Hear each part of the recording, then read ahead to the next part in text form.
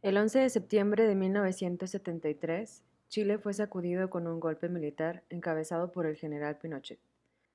El país vivía desde hacía meses en una tensión creciente y el rumor de un golpe crecía imparablemente. El pronunciamiento fue bien recibido por un amplio sector de la sociedad chilena, enemiga de las reformas y cansada de las penurias económicas. Los militares desencadenaron una represión contra los partidarios de la Unión Popular que se saldó con miles de detenidos y centenares de muertos.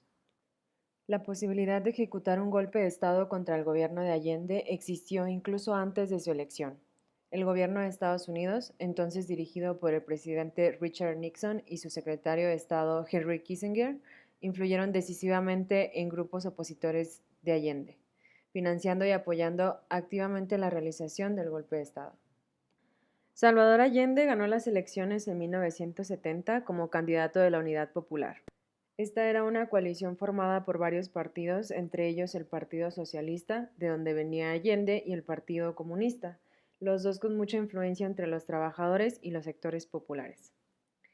Era la tercera vez que Allende se presentaba como candidato y ganó por dos motivos. Por un lado, porque había descontento con el gobierno anterior, el de Eduardo Frei, que era de Democracia Cristiana, y bueno, que había dejado muchos problemas sin solucionar. Por otro lado, porque la Unidad Popular canalizó electoralmente las expectativas de una parte importante de la población que quería cambiar realmente el sistema. El gobierno de Allende planteaba la idea de llegar al socialismo por una vía pacífica, es decir, negociada, sin chocar hasta el final con los intereses de los empresarios. De manera muy resumida, las medidas económicas que tomó el gobierno fueron controlar parcialmente el comercio exterior, fijar los precios en los mercados minoristas, expropiar tierras con indemnización y estatizar el transporte. También se nacionalizaron tanto el cobre, que es el principal recurso nacional, como las telecomunicaciones. Esta última medida tocaba directamente los intereses económicos de Estados Unidos, que controlaba ambos sectores desde hacía muchos años. Por eso, desde un principio, conspiró contra Allende.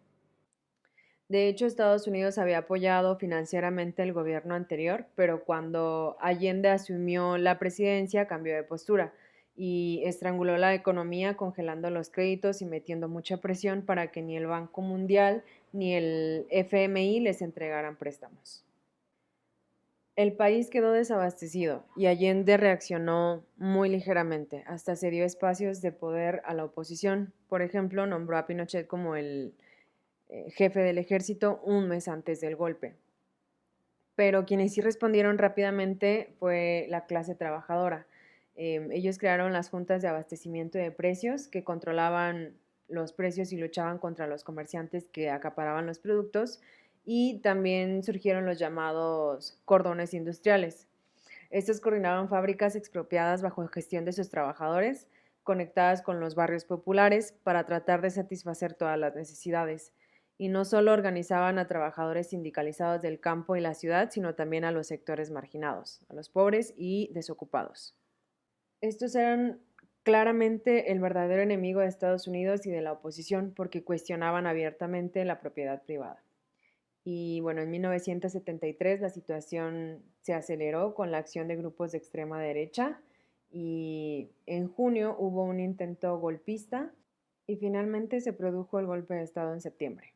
Todos los trabajadores estaban dispuestos a defenderse y tomar armas y se lo hicieron saber a Allende días antes del golpe a través de una carta donde lo llamaron a resistir, pero el gobierno no hizo nada y la dictadura de Pinochet se instaló con un fuerte respaldo de la Casa Blanca. Como se mencionó, poco tiempo antes del golpe de Estado se nombró a Augusto Pinochet como comandante en jefe del ejército. Él era considerado un hombre astuto, hermético y ambicioso, al que se consideraba un militar constitucionalista. De hecho, Allende confió en su lealtad hasta el último momento y no había jugado un papel relevante en la preparación del golpe, pero cuando los organizadores se lo propusieron, no dudó en aprovechar la oportunidad de encabezarlo. En la madrugada del martes 11 de septiembre fue la noche en la que los barcos de la Armada, que habían zarpado el día anterior para participar junto a buques estadounidenses en unas maniobras militares, regresaron a Valparaíso. Unos cañonazos bastaron para ocupar las calles de ese puerto y la intendencia y los centros de comunicación. El presidente Allende fue advertido de los primeros movimientos golpistas de la Armada en Valparaíso y había llegado a La Moneda acompañado de su guardia personal. Y en los alrededores del palacio ya se juntaban las tropas rebeldes. En su primera locución por radio, Allende informó al país del levantamiento que él suponía restringido a la Armada en Valparaíso, y minutos después las radios de oposición transmitieron la primera proclama de las Fuerzas Armadas. Después de tratar de comunicarse inútilmente con los jefes de los tres ejércitos, Allende tuvo claro que los tres cuerpos estaban conjurados en el golpe. Entonces empezaron los primeros disparos entre golpistas y francotiradores instalados en los edificios públicos próximos.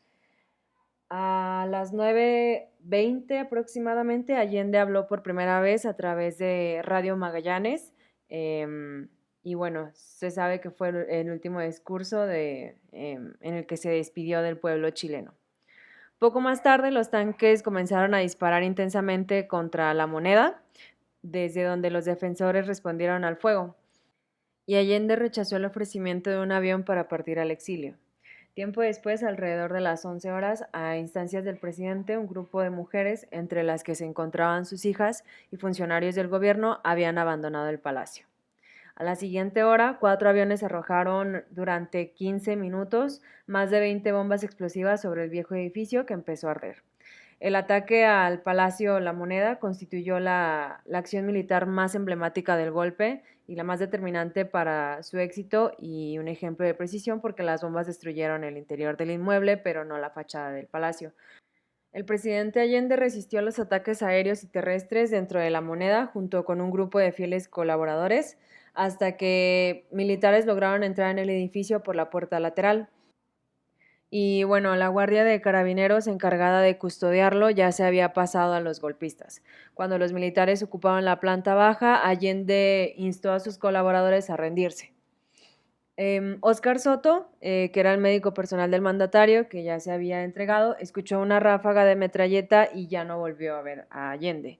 Cuando el comandante Roberto Sánchez, otro fiel colaborador del presidente, entró al salón donde estaba el cuerpo de Allende, lo encontró con un fusil automático, AK-47, dirigido a la mandíbula. En los primeros momentos persistieron varias versiones sobre su muerte: que murió combatiendo en la defensa del palacio, que fue asesinado cuando se encontraba herido y que acabó suicidándose antes que rendirse con la AK-47 que le había regalado Fidel Castro. Y bueno, el 23 de mayo del 2011, a petición de la Fiscalía, su cadáver fue exhumado para revisar las causas del fallecimiento, y el equipo internacional que examinó el cuerpo confirmó que Allende se suicidó. Para terminar, el golpe de Estado marcó el fin del gobierno de la Unidad Popular, que fue seguida por el establecimiento de una junta militar liderada por Pinochet, y Chile, que hasta entonces se mantenía como una de las democracias más estables de América Latina, entró en una dictadura militar que se extendió hasta 1990. Durante este periodo fueron cometidas varias violaciones a los derechos humanos, se limitó la libertad de expresión, se suprimieron los partidos políticos y el Congreso Nacional fue disuelto. Y bueno, el legado que dejó la dictadura fue el modelo neoliberal que comenzó en Chile como un laboratorio y luego se extendió al resto del continente, aplastando todos los derechos de los trabajadores. Se atacó la salud, la educación, la seguridad social, todo con el fin de aumentar las ganancias de los empresarios.